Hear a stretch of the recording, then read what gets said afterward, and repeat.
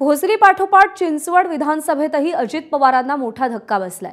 भाऊसाहेब भोईर यांनी राष्ट्रवादी अजित पवार पक्षाला रामराम केलाय। आज संध्याकाळी होणाऱ्या मेळाव्यात ते पुढची भूमिका स्पष्ट करतील। चिंचवडची जागा भाजपला सुटत असल्याने भाऊसाहेब भोईर यांनी पक्षाला रामराम केलाय।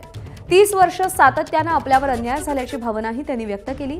तुतारी फुंकणार, मशाल पेटवणार की बंडखोरीचं शस्त्र उपसणार हा प्रश्न मात्र अजूनही अनुत्तरित आहे।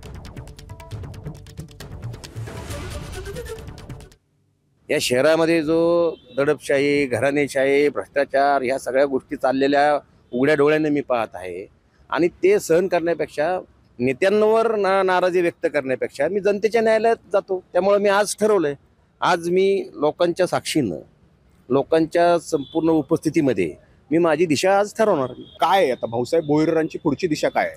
माझी पुढची दिशा आज होणाऱ्या मेळाव्यातनं ठरेल आणि सर्वात महत्त्वाचं म्हणजे माझ्या कोणत्याच पक्षाच्या कार्यकर्त्यांशी, नेत्यांशी कसलंही प्रकारचं मतभेद नाही आहेत आणि अजयदादाशी मतभेद नाही आहेत।